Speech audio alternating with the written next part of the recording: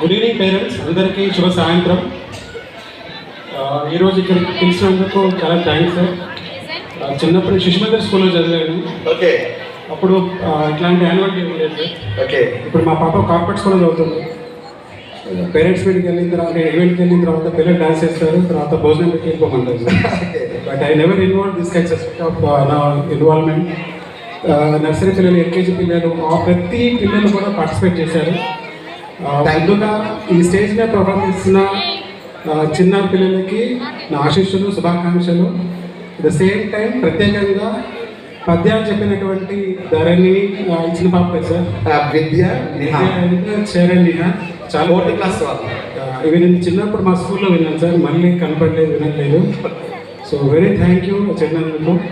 And I wish you all the best. నా దీవెనలు, ఆశీస్సులు. Thank you so much sir. So, as coming to, my name is Ramesh. I am from Astrogen India Private Limited. My colleague, academic person, Mr. Bhanu Prasad. So ఈరోజు ఇక్కడికి రావడానికి curriculum పరంగా పిల్లలకి ఎలా help అవుతుంది, ఆస్ట్రోజన్ కరికులం పిల్లలకి ఎలా help అవుతుంది, బెనిఫిట్స్ ఏముంటాయో చెప్తానండి. So Astrogen India private limited 2012 start అయిందండి. ఈ 10 years లోపల now we're in 7 states and 180 districts. Around 2100 schools మా కరికులం వాడుతున్నారు. అరౌండ్ 12 lakh స్టూడెంట్స్ మా కరికులం ద్వారా బెనిఫిట్ అవుతున్నారు. సో హౌ రెగ్యులర్ కరికులంతో పాటు ఆస్ట్రోజన్ కరికులం డిఫరెంట్ ఎలా ఉంటుంది, మనకి ఎలా హెల్ప్ అవుతుంది. బేసికల్లీ మనం స్కూల్ ఈకో సిస్టమ్ తీసుకుంటే 4 pillars ఉంటాయండి. Pillar number 1 students, right students. Secondly teacher. నిశ్శబ్దంగా ఉండండి అందరూ కూడా, దయచేసి వినండి పిల్లలందరూ కూడా. For once everyone, pin of silence. పిల్లలను మీకోసం వచ్చాను, మంచి బుక్స్ తీసుకొచ్చాను మీకోసం. ఓకే. సో పిల్లలకి ఏం కావాలి, రెగ్యులర్గా మనం 4 pillars అనుకుంటే పిల్లలు ఫస్ట్, సెకండ్, పిల్లలకి ఎటువంటి బుక్స్ కావాలి, ఎలాంటి బుక్స్ అంటే పిల్లలకి ఇష్టపడతారు, స్కూల్కి రావడానికి ఇష్టపడతారు, చదవడానికి ఇష్టపడతారు, లెర్నింగ్ చేయడానికి ఇలా ఇష్టపడతారు. First of all books curriculum అంటే ఈ కంటెంట్ ఏదైతే ఉందో పిల్లలకి ఏజ్ అప్రాప్రియేట్ ఉండాలి. ఫర్ ఎగ్జాంపుల్ నర్సరీ పిల్లలకి ఏజ్ చెప్తే బాగుంటుంది, ఎన్ని నెంబర్ చెప్తే బాగుంటుంది, ఏ యాక్టివిటీ చేస్తే బాగుంటుంది, వేటి పిల్లలు ఇష్టపడతారు. అలాగే nursery, LKG, UKG, grade 1, grade 2 అన్నమాట. ఓకే. సో పిల్లలకి అంటే మన రెగ్యులర్ కరికులం వచ్చేసి 3 కాన్సెప్ట్స్ ఉంటాయి. పిల్లలకి టెక్స్ట్ బుక్ ద్వారా పిల్లలకి కాన్సెప్ట్ని అర్థం చేస్తారు. సో కాన్సెప్ట్ అనేది వెరీ ఇంపార్టెంట్. పిల్లలకి ఒక కాన్సెప్ట్ అర్థం చేసుకోవడము మొదటిది. రెండోది నేర్చుకున్న కాన్సెప్ట్ అప్లై చేయడం. రైట్, ఏదైనా అప్లై చేస్తే కదా మనం నేర్చుకునేది. మూడవది ప్రాక్టీస్ చేయడము. ప్రతి కాన్సెప్ట్ నేర్చుకోవడము, అప్లై చేయడము, ప్రాక్టీస్ చేయడము. ఇది మన మెథడాలజీని ఆధారపడి ఉంటుంది.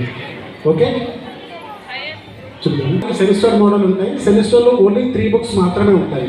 Course book, activity, practice book, ఈ 3 మాత్రమే ఉంటాయి. సో పిల్లలకి పేరెంట్స్ కూడా బుక్స్ బట్ అనేది ఎక్కువగా ఉండదండి. కేవలం 3 books సరిపోయి సెమిస్టర్కి. దీంతో పాటు పిల్లలకి వాళ్ళ యొక్క క్రియేటివ్ స్కిల్స్ పెంచడానికి ఆర్ట్ అండ్ క్రాఫ్ట్ కూడా ఉంటుంది.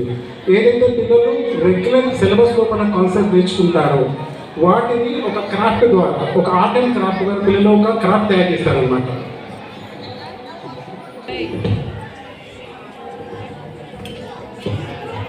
చిన్నపిల్లలైతే పెయింటింగ్, ఆర్ట్ వర్క్ ద్వారా పిల్లలు ఒక క్రాఫ్ట్ తయారు చేస్తారు.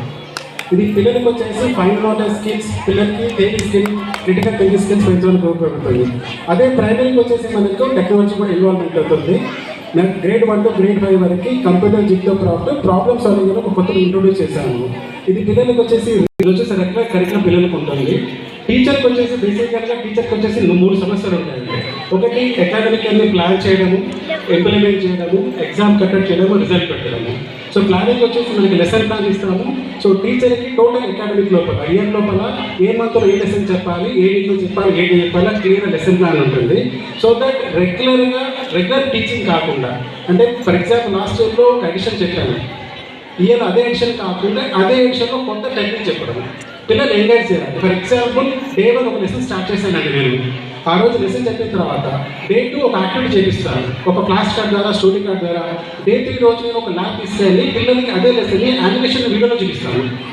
ఓకే. డే 3 రోజు ప్రాక్టీస్ చేయడం, డే 4 రోజు గ్రూప్ యాక్టివిటీ. అలా ఒక లెసన్ని డిఫరెంట్ మెథడ్ లోపల. ఎందుకంటే ఇక్కడ ఉన్న క్లాస్లో ఉన్న 30 మంది పిల్లలు డిఫరెంట్ వేలో ఉంటారు. రైట్. ప్రతి పిల్లవాడిగా యూనిక్గా ఉంటారు. కొంతమంది చూస్తూ నేర్చుకుంటారు, కొంతమంది రాయడం నేర్చుకుంటారు, కొంతమంది చదవడం ద్వారా, కొంతమంది యాక్టివిటీ చేయడం ద్వారా నేర్చుకుంటారు. సో ప్రతి లెసన్కి ఈ 5 విధాలు చేయడం వల్ల క్లాస్లో ఉన్న ఒకటో పిల్లలు మొదలు పెడితే లాస్ట్ బెంచ్లో ఉన్న 30 పిల్లవాడు కూడా ఇన్వాల్వ్ అవుతారు. రైటా అండి? పిల్లలు ఎప్పుడైతే ప్రాక్టీస్ చేస్తారో అప్పుడు మాత్రం పిల్లలకు అర్థమవుతుంది. మనం పేరెంట్స్ స్టూడెంట్స్ అంటాం పిల్లలకి, ఎక్కడైతే లాస్ట్ బెంచ్లో ఉన్న 10 మంది పిల్లలు ఉంటారో వాళ్ళు ఏదైనా అప్లై చేయడం ద్వారా నేర్చుకుంటారు. రైటా? నేర్చుకున్న దాన్ని అప్లై